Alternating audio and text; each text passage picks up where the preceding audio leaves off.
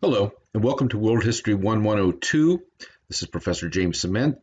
This is week 5, lecture 3 for Friday, February 21st, excuse me. This is on the French Revolution and Napoleon.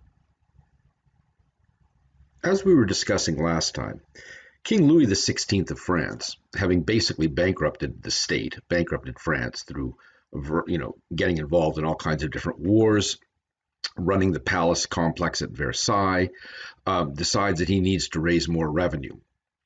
In order to gain support among the various estates of France, the aristocracy, the church, and the common people, he resurrects an old institution in France called the Estates General. And he brings them to Versailles to meet and to basically rubber stamp, to okay his demand for more revenues to come into the royal treasury. But he has kind of opened up a dangerous situation because in the process, the common people of France, who are part of the Third Estate and represent 99% of the people of France, decide that they do not think it's fair that the tiny minority of the aristocracy and the tiny minority that is the Catholic Church should have more of a say in the running of France, including the raising of revenue, than the people than the representatives who represent 99% of France, the ordinary people. In the process, what happens is they basically dissolve the Estates General and reform themselves as a national assembly in which all the representatives have equal votes. As Abbé Sieyès, the famous French political scientist of the time, argued, it is the Third Estate that is everything. They should have complete control because they represent the vast majority of people. And as we saw, as Jean-Jacques Rousseau said, it is the majority in a proper state that should make the decisions, that the representatives who represent the majority should make the ultimate decisions over government affairs. And of course, the most important thing in government affairs is the raising of revenue through, one of the most important is the raising of revenue through taxation. Meanwhile, as we saw, throughout France, there is much suffering, much discontent. A series of bad harvests lead to hunger and real suffering among the people. And there is growing anger throughout the country, in particular in Paris, at the situation that is going on, especially when the King Louis XVI, facing a National Assembly that is not responding to his demands, rumor goes around among the common people of Paris that he is going to dissolve the National Assembly. At that point, you get this uprising in the streets of Paris, and they basically they overwhelm and take over the prison at the Bastille, a prison where political prisoners were kept, where arms were kept. And of course, this day, as we talked about before, marks sort of the beginning of the revolution, and it's also the national holiday of France, known as Bastille. And as we also mentioned, in the spirit of the Enlightenment ideas about the equality of man, the natural rights to liberty, and so forth, the National Assembly issues the Declaration of the Rights of Man and of the Citizen, one of the most, as I had mentioned before, one of the most important documents in the history of human rights. And among the various things that the Declaration of Rights of Man and Citizen declares, that all men are born and remain free and equal, that the whole point of government is to guarantee these rights of liberty, property, security, and resistance to oppression, that the principle of all sovereignty resides in the people themselves. No body or individual may exercise any authority which does not proceed directly from the people, from the nation. That liberty consists in the freedom to do anything one wants, everything one wants, as long as one doesn't trample on the rights, the natural rights of other people. That laws can only prohibit such actions as are hurtful to society. And the law is the expression of the general will. In other words, it comes out of that idea of the social contract. That all power lies in the people, and that the law is the expression of the people. Now, all of these ideals are wonderful and good, but as we'll see, putting them into action becomes much more tricky. And as the revolution starts to, as the National Assembly starts to deal with some of the difficulties of politics, we'll see that things kind of get that the noble ideals of the Declaration of the Rights of Man and of the Citizen become complicated by a gritty reality. Initially, what happens is that the National Assembly initially the National Assembly is controlled by the moderates, the people on the sort of right side of the assembly. I think I may have mentioned this in the class before, that our ideas of left and right in politics really come back to the National Assembly that was formed in 1789 in France. On the left side of the chamber, of the National Assembly chamber, were the radical ones who wanted much more deep and lasting and radical change in the French nation and the French government, whereas the more moderate or more conservative were on the right side of the assembly, and they wanted to proceed much more slowly. And in fact, in the first couple of years of the National Assembly, it was the more conservative forces that prevailed. And in fact, during the first 2 years of the National Assembly, there was a push to develop a kind of more of a gradual revolution, more of a gradual change in France, and that was to create a constitutional monarchy, somewhat like what they had in Britain, in which you still had a king, he still had executive powers to enforce the laws, to have control over the armed forces and that sort of thing, but that he would have to consult with the National Assembly, who would control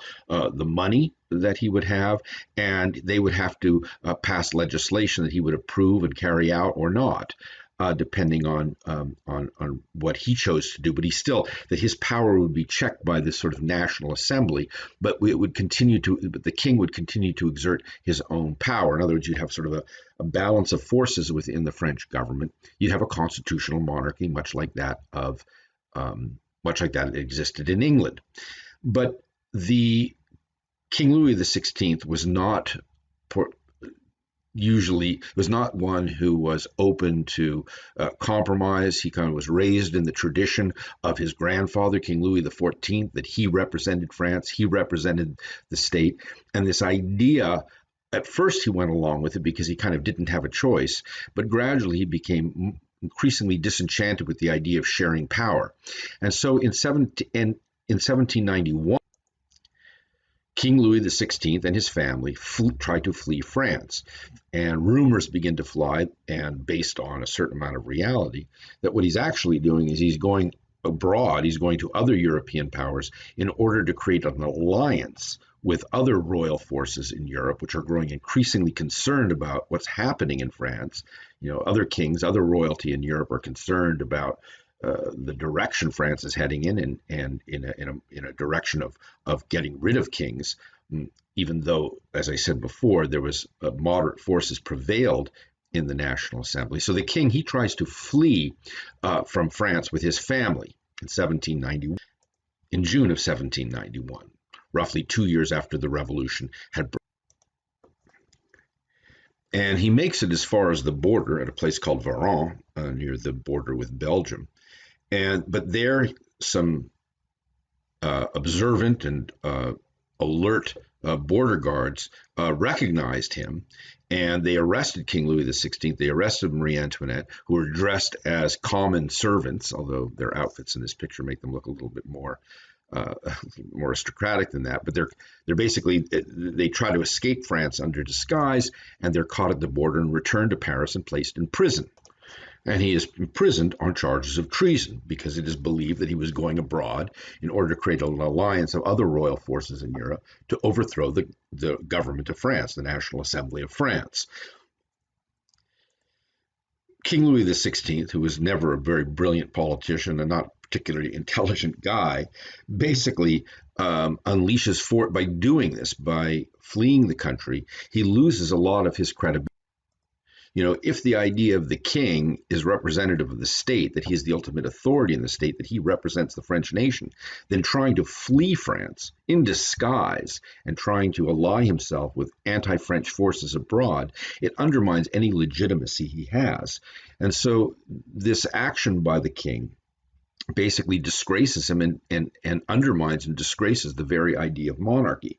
And in the wake of King Louis XVI's efforts to escape France and form this alliance to overthrow the changes that were going on in France due to the revolution, France, the National Assembly, basically gets rid of the idea of the king at all and declares France to be a republic based on universal suffrage, that all males, of course, women were not included in this. That was one of the great limitations of the revolution, that it never extended the rights and privileges to women.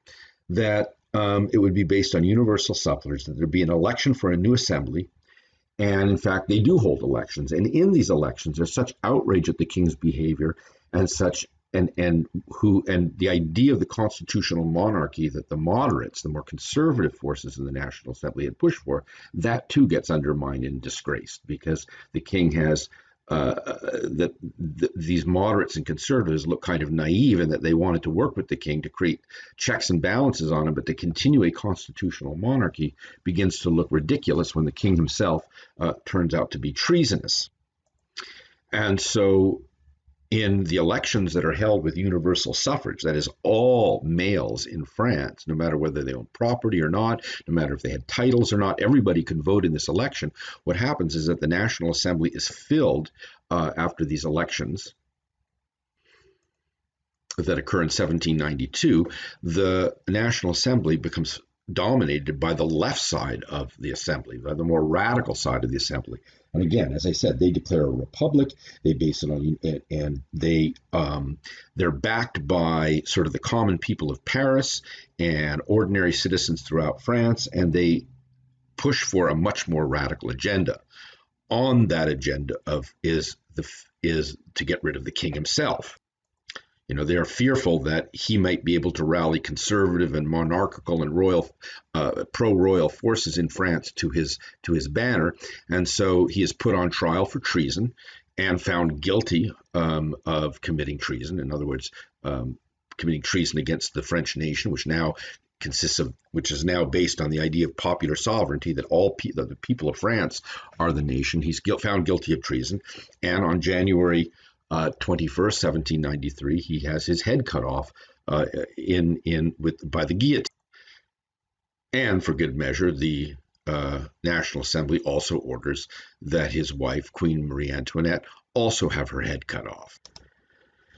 The new National Assembly, controlled by radicals who want to remake France, go beyond merely politics. They want to completely remake French society. They want to create a new France based on Enlightenment ideas of rationality and science and understanding of human nature, all those Enlightenment and scientific revolution values that we've been talking about. They decide they're going to sort of remake society completely.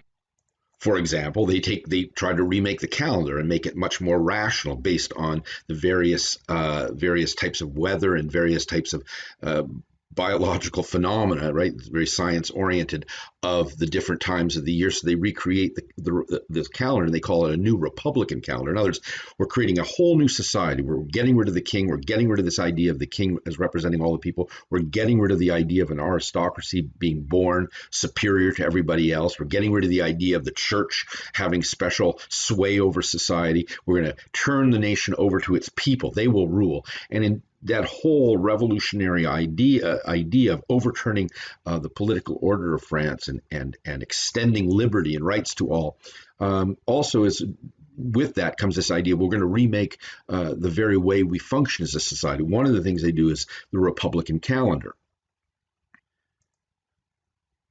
Another thing they do is they change the weights and measure systems of France.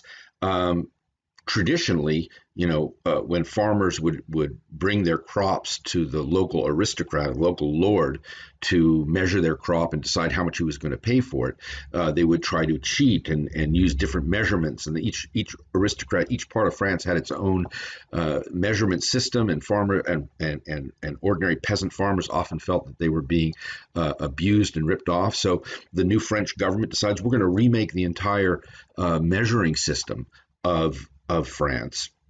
And we're, again, using scientific principles. We're going to base it on a very simple and clear and scientific system, basing it on the decimals of 10 and all that kind of thing, as we know from the metric system that exists today. This dates back to the French Revolution.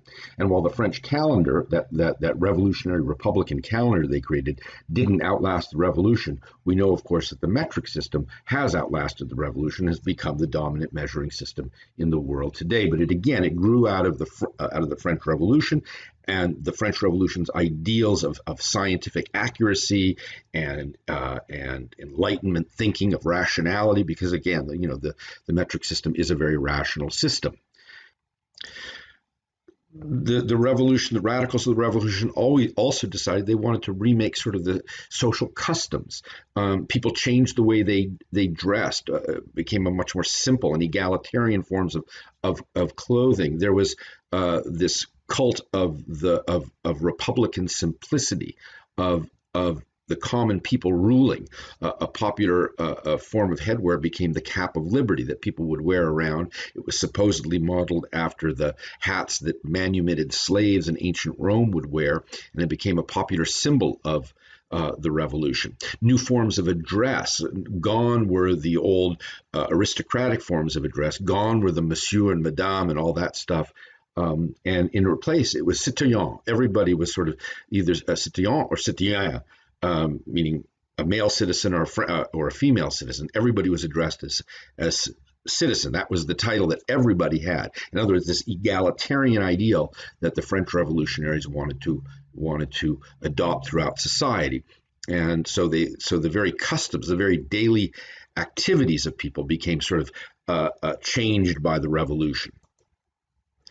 Now, as this is all going on in France, the other powers of Europe, the kings and princes of the rest of Europe, are watching things in France very, very closely. And at first, the revolution, when it's in its moderate phase, when the king still rules and it's a kind of a constitutional monarchy that the moderates in the National Assembly push for, some of other powers in Europe are kind of supportive of the French Revolution, because France, of course, had been this big, massive player in Europe. It was the largest country on the continent of Europe and was the most powerful country on the continent of Europe, England, of course, being an island off the coast of Europe. But on the continent itself, France was the sort of the big gorilla on the block. And the fact that it had been sort of its power had been diminished by the revolution, that it was no longer, that it was kind of a little bit in chaos. Some of the other powers in Europe supported the revolution because they saw it as sort of bringing France down, sort of limiting its power. But as the revolution became increasingly radicalized, as aristocrats and others began to flee to other parts of Europe, began to flee France from other parts of Europe, fearing for their lives, fearing for their estates, fearing for their fortunes, as the revolution became more radicalized and as people began to see the aristocrats and the wealthy as enemies of the people.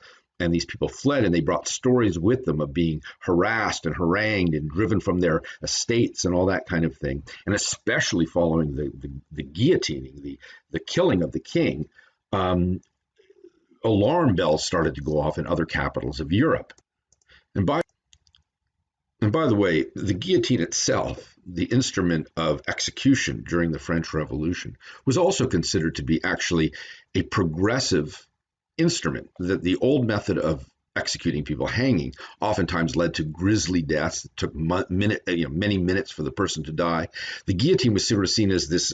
Today we wouldn't see it this way, but it was seen as this very rational, very very scientific way of executing people in a way that was painless and was much more compassionate, because it caused instant death. So even the guillotine itself was seen as progress, as part of revolutionary ideals. But anyways, getting back to other powers in Europe, they began to get increasingly alarmed, and they conduct a series of raids into the various armies on France's border, invade France. And at first, they're quite successful. The French, the government is kind of disorganized and it can't respond in an effective way to these invading armies.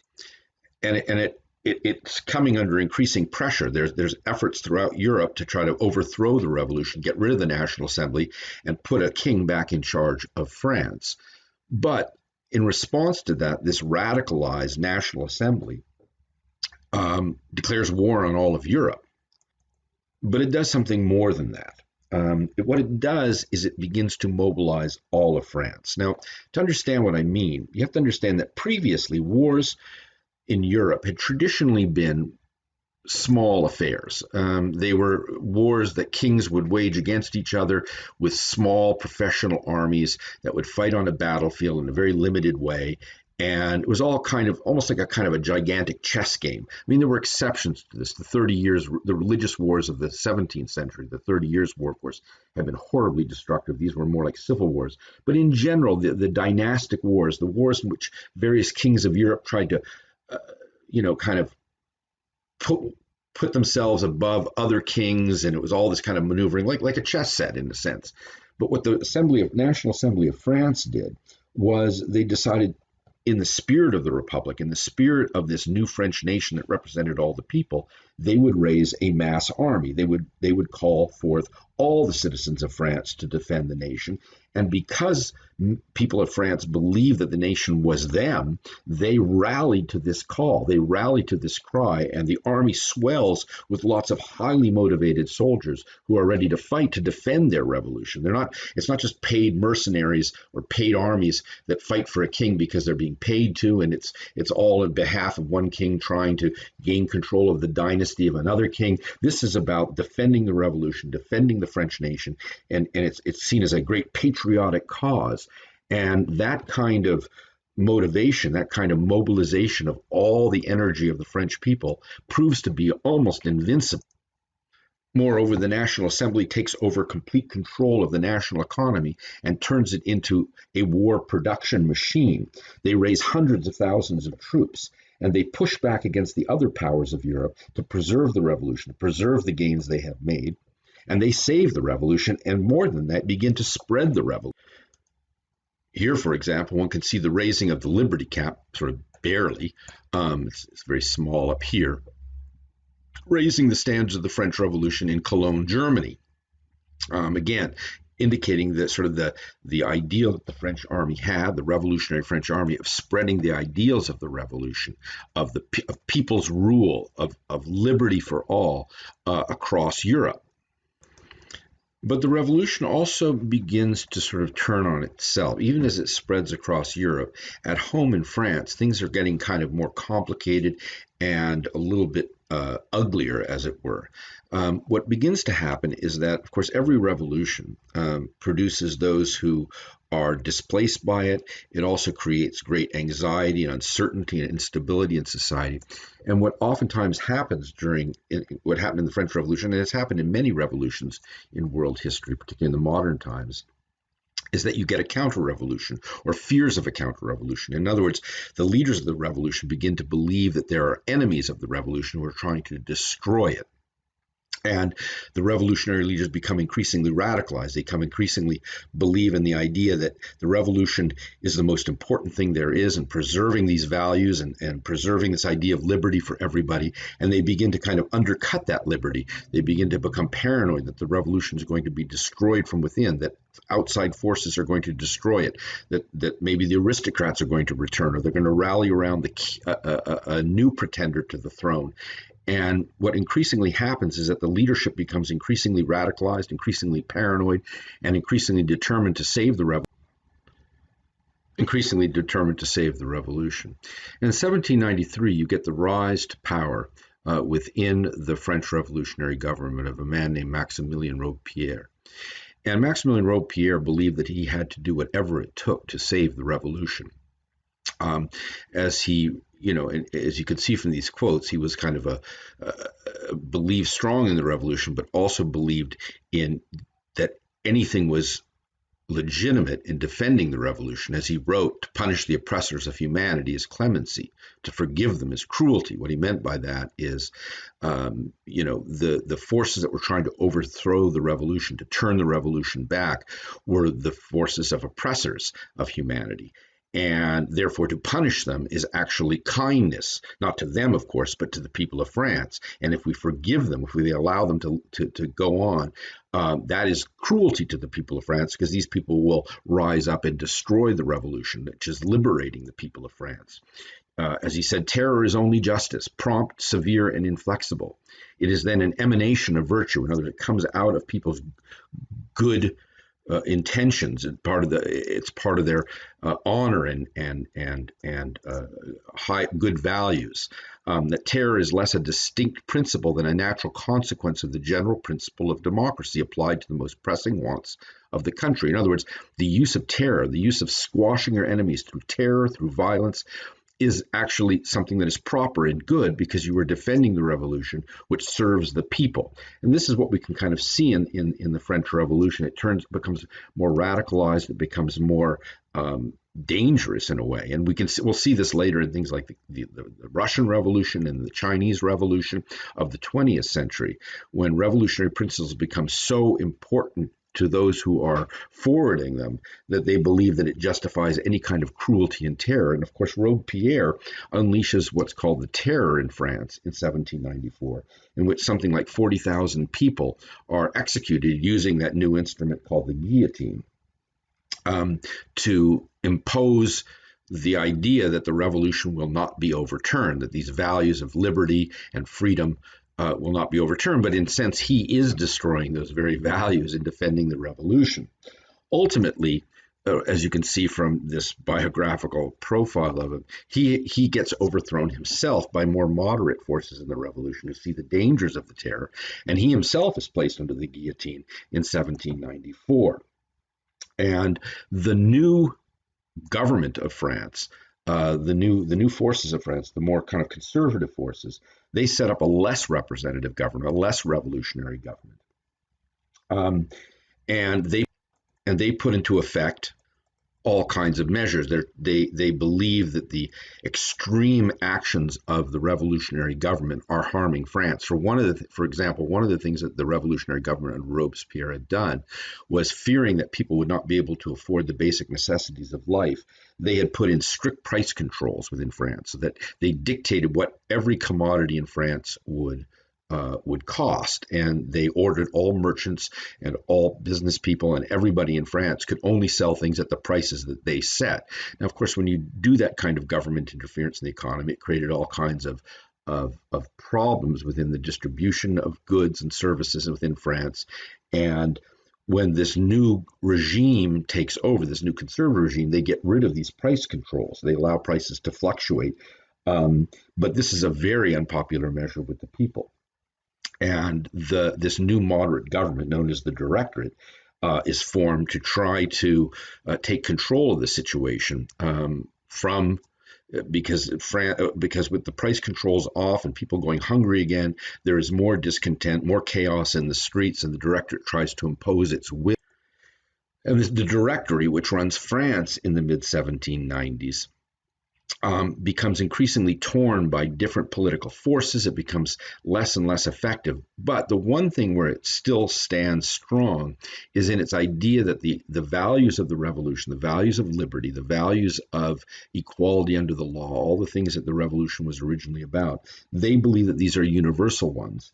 And the Directory continues the idea of pushing these ideals into other parts of Europe, and they back the army in a big way in order to do this. And increasingly, what happens in the mid-1790s is that amidst the chaos of the revolution, amidst the ineffective and weak government that is the Directory, the army gains increasing amount of power within France. It becomes kind of the ultimate arbiter of power within France. The government itself, the civilian government, increasingly becomes weak because it seems indecisive and unable to take control of things. And the army is the one institution within France that is still very orderly, very powerful, and it becomes increasingly influential.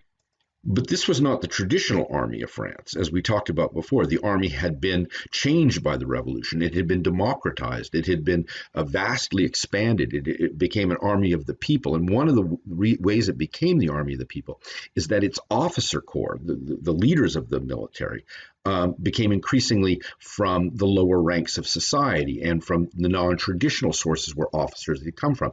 Under the Ancien regime, under the old royal regime, the position of officers was reserved for aristocrats who basically purchased this position because only they had the money to arm their the troops under their command. In other words, they paid for the uniforms and the armaments for their troops, and only aristocrats could lead it. And it was only expected that only aristocrats could be in the leadership of the army.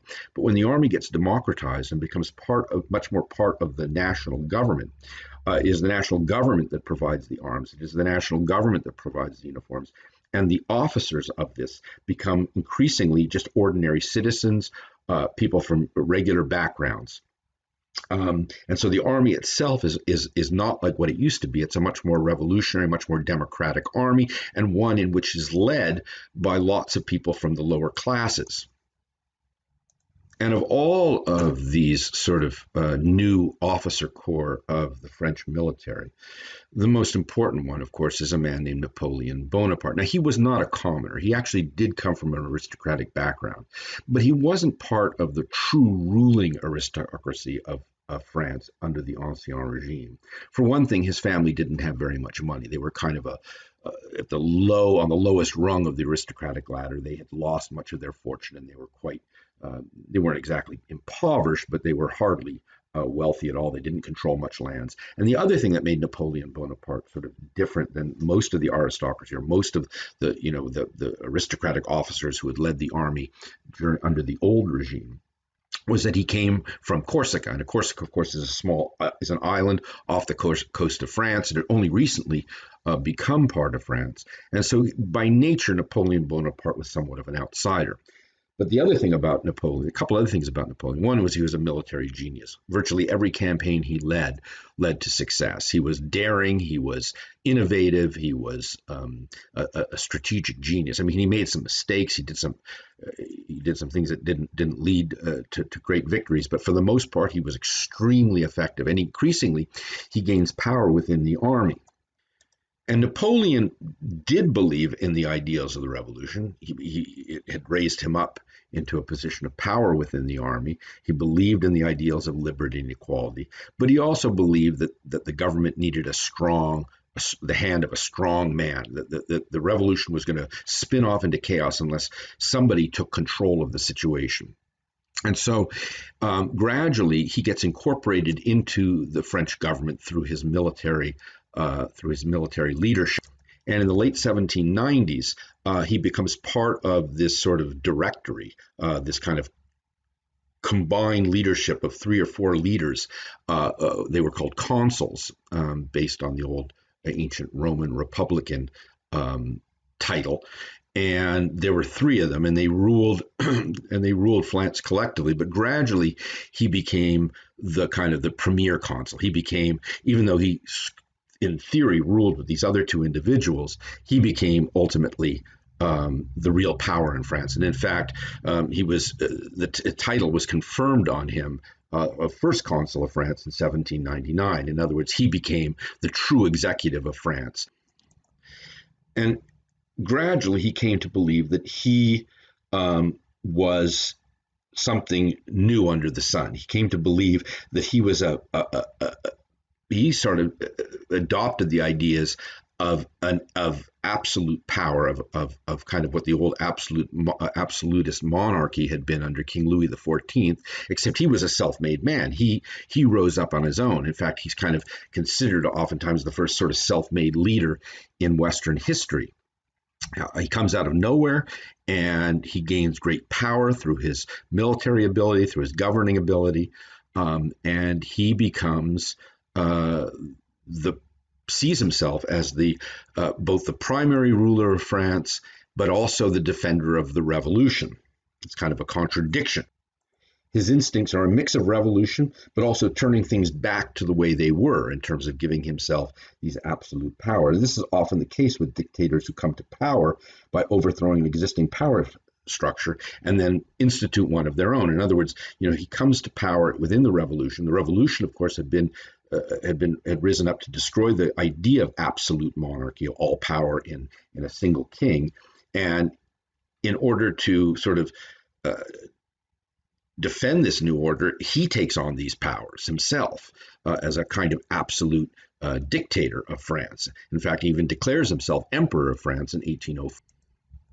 And while the French Revolution had sort of placed the Catholic Church, had kind of tried to destroy the power of the Catholic Church, Napoleon resurrects it. He brings it back into a position of authority, but with himself as kind of the ruler over the Catholic Church. In other words, he believes that it's important to have the Church be resurrected as an institution within France, because the revolution had completely crushed the Catholic Church.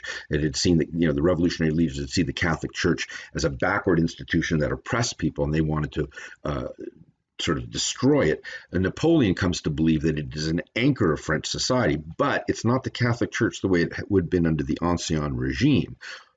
It's clear that what Napoleon wants to do is place the Catholic Church under his authority, that he would have the right to appoint priests and bishops and all that kind of thing, so that his authority, his absolute authority, would dictate even church affairs. And in his famous, he has himself crowned emperor by the Pope in 1804 in this great ceremony. He has himself consecrated as emperor in the traditional medieval way, that emperors would be blessed and consecrated by the Pope, who Napoleon calls to Paris to conduct this consecration ceremony in the Cathedral of Notre Dame in Paris. But as you can see from this detail of a famous painting of the consecration of the Emperor Napoleon by the famous revolutionary painter Jacques-Louis David in 1807, that you can see in this detail that just before the Pope crowns Napoleon actually takes the crown out of his hands and crowns himself and crowns his wife, the Empress, crowns his wife Josephine as Empress of France. In other words, to sort of show his authority, that he does not even need the Pope's blessing, that he himself has been directly appointed by God. And so he's kind of adopting the old imperial ways, the ways of the Ancien regime, of the divine right of kings, except he's not even accepting the authority of the Pope. He considers himself having the right to consecrate himself, to bless himself as the emperor. Napoleon is an unusual figure, because he's both supports the ideals of the revolution, and as we'll see, he launches a series of offensives across Europe, and with his brilliant military leadership, they are largely successful. He wants to spread these ideals of the French Revolution.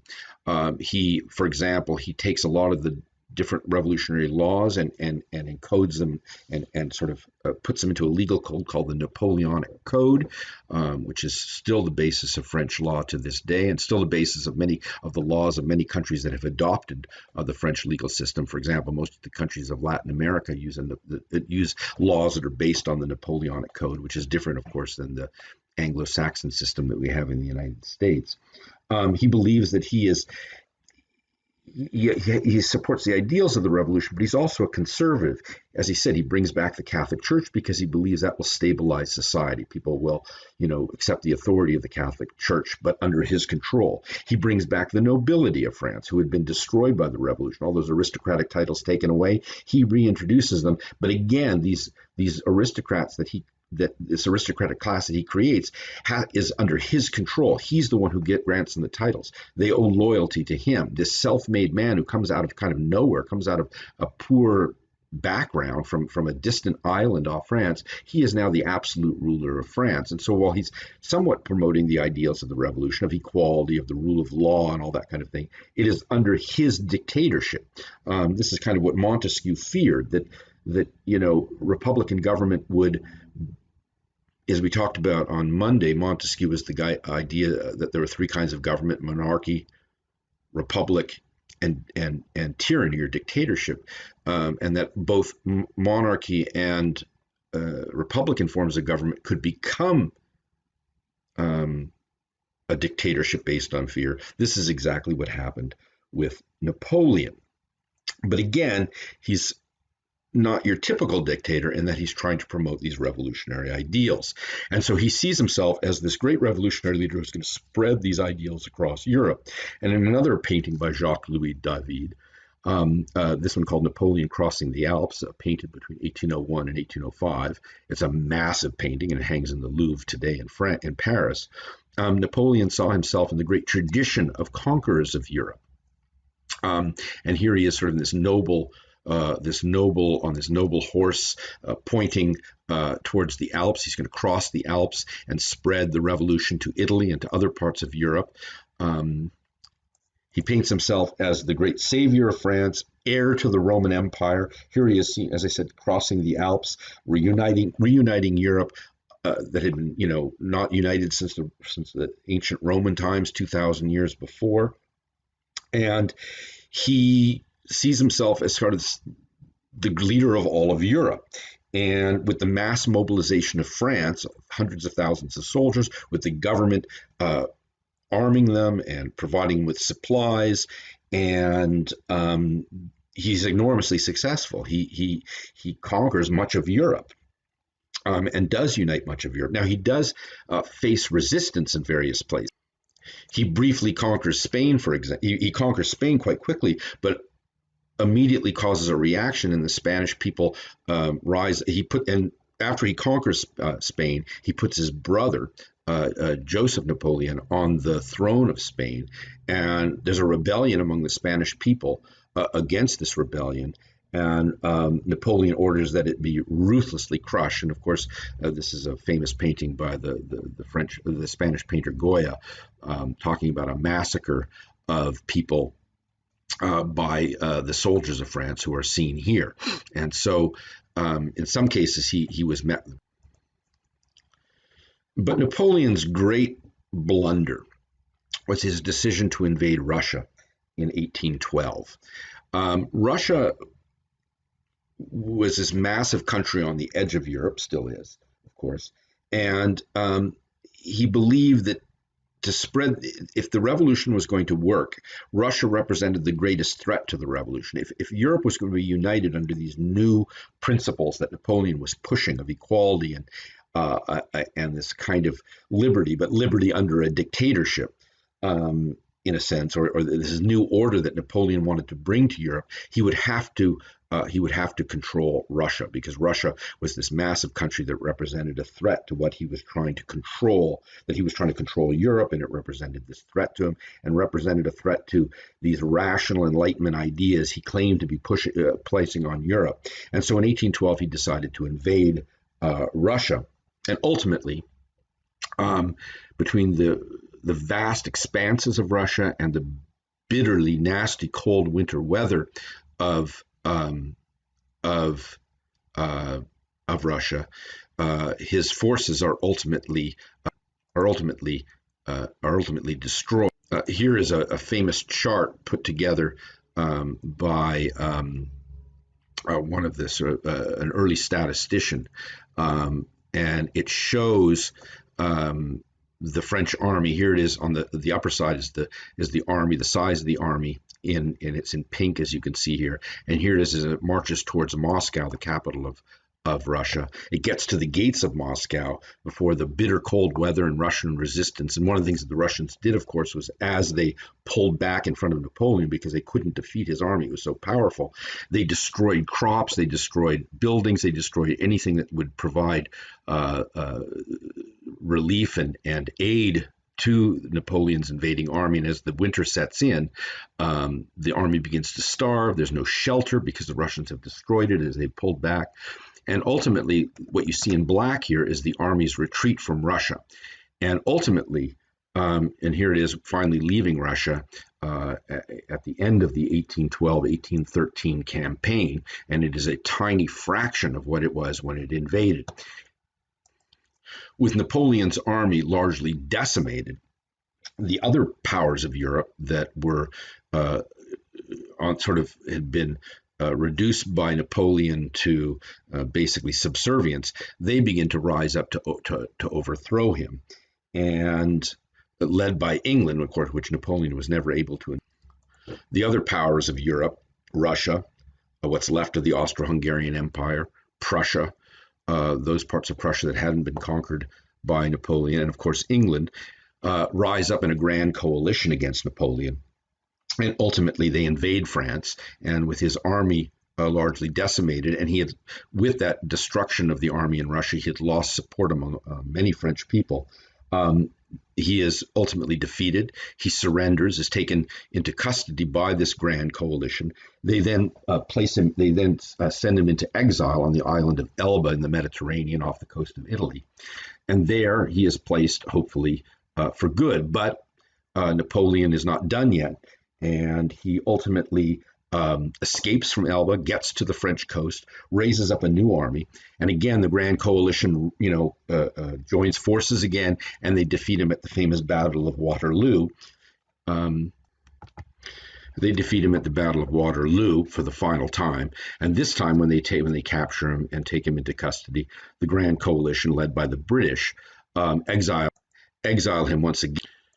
But this time they exile him to the very distant British island of St. Helena in the South Atlantic, thousands of miles from Europe, where he lives for the next 6 years, sort of trying to write his memoirs, but never exactly finishes them, with fantasies and dreams of returning to Europe and taking command again, but it leads to nothing, and he ultimately dies in St. Helena in 1821.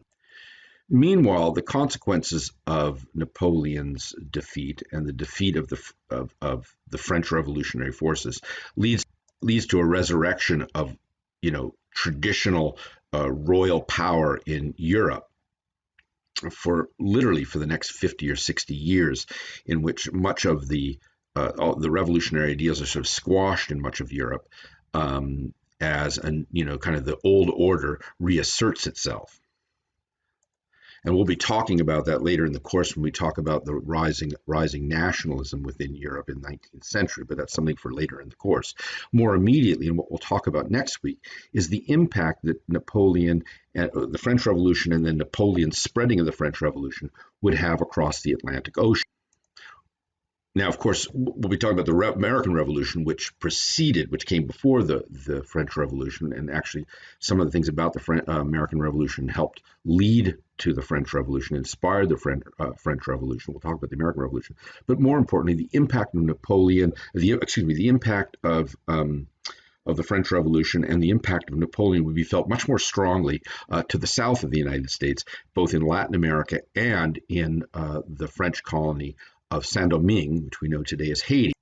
The ideals of the French Revolution would inspire these revolutions across Latin America, led by Bolivar and San Martin, that liberated South America and Mexico and Central America from Spanish rule, and would also, as I said, would help to inspire the greatest slave uprising in history in Saint-Domingue under the leadership of this man, Toussaint Louverture, the leader of the Haitian Revolution. That's something we'll be talking about next week.